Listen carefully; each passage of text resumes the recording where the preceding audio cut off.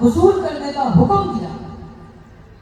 فرمایا خذ من اموالهم صدقة تطهرهم بها وتزكيهم بها وصل عليهم، کہ پیغمبر آپ ان سے زکوٰۃ لیں، ان کا تزکیہ نفس تک کیجیے، ان کے اموال کو پاک کیجیے اور ان کے لیے دعائیں کیجیے. رسول اللہ صلی اللہ علیہ وسلم نے گائی بگائی اس کی اہمیت ہمیں بتائی ہے،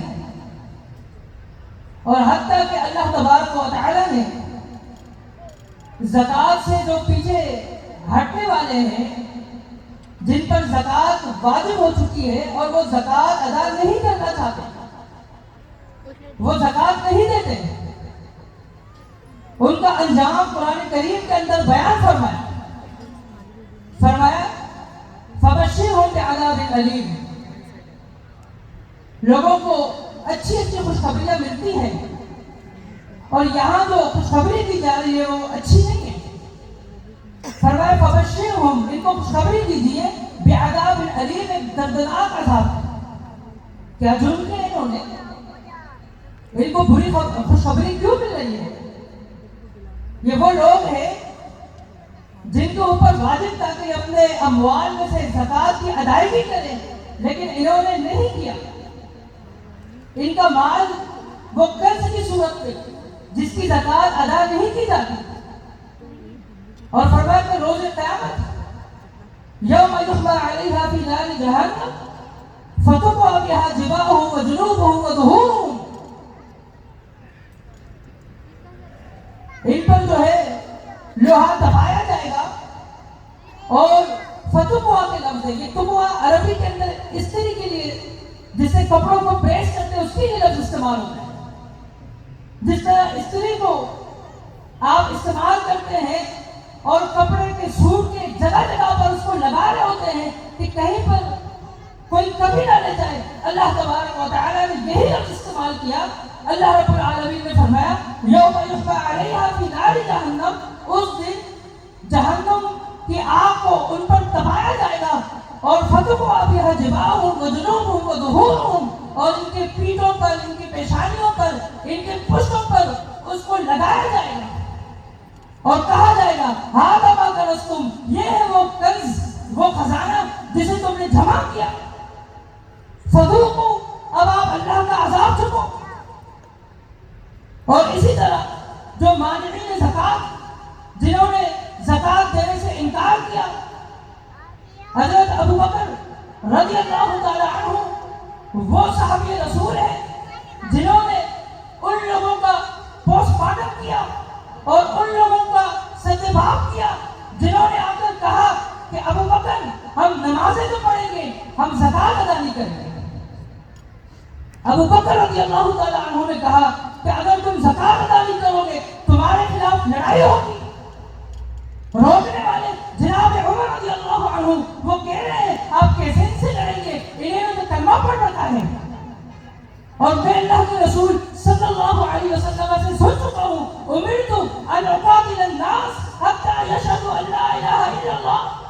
جو کلمہ پڑھ لے، کلمہ توحید کا اقرار کر لے، اس سے لڑائی نہیں ہوگی.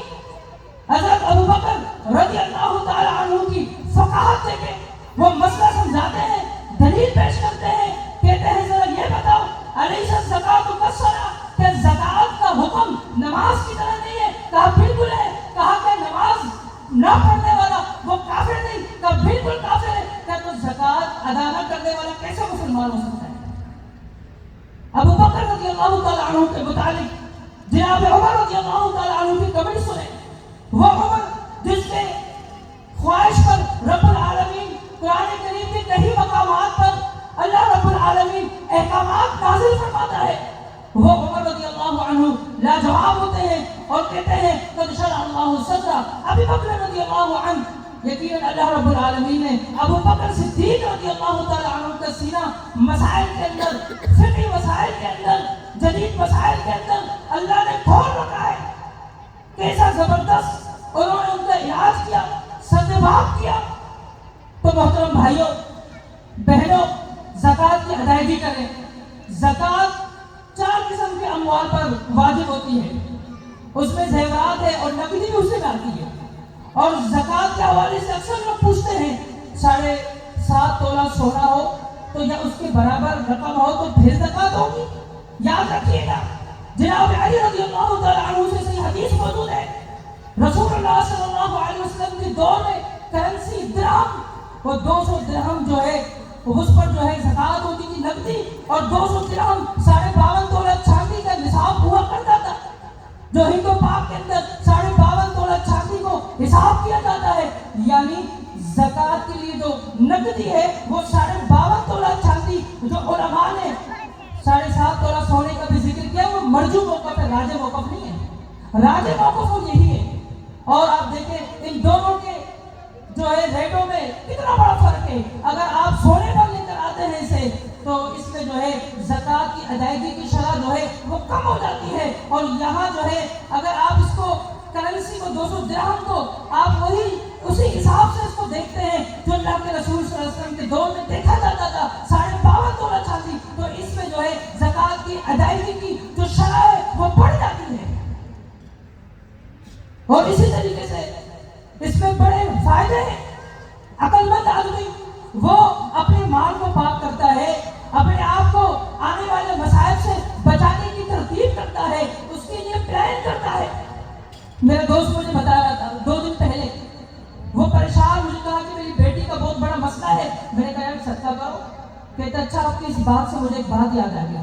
کہا کہ مجھ سے کسی نے 3,000 روپے مانگے اور میں نے 3,000 دینے میں نا بس کنجوسی کی، بس اس کشمکش میں دوں یا نہ دوں میں نے نہیں دی.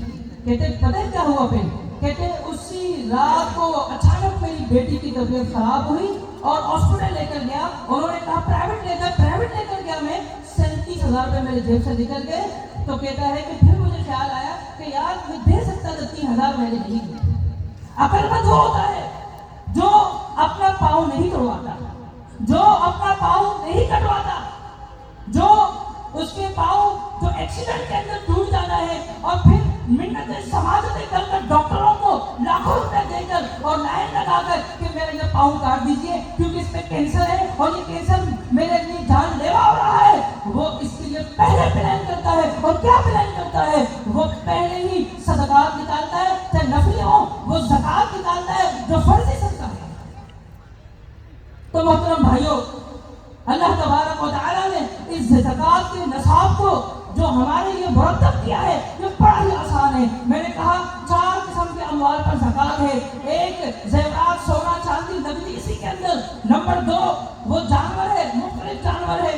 5 اونٹ سے کم پر زکوٰۃ نہیں، 30 گائے سے کم پر زکوٰۃ نہیں، 40 بکریوں سے کم پر زکوٰۃ نہیں. تیسری چیز مال تجارت، چوتھی چیز وہ غلہ جات ہے. اور جس کو زمین نے جو ہے زمین کی پانی نے جو ہے اس کو پانی پہنچایا ہو، زمین نم ہو تو اس میں سے 10واں حصہ ہے. اور اگر ٹیوب ویل کے ذریعے سے یا محنت کر کے پانی پہنچایا اس کو 20واں حصہ ہے.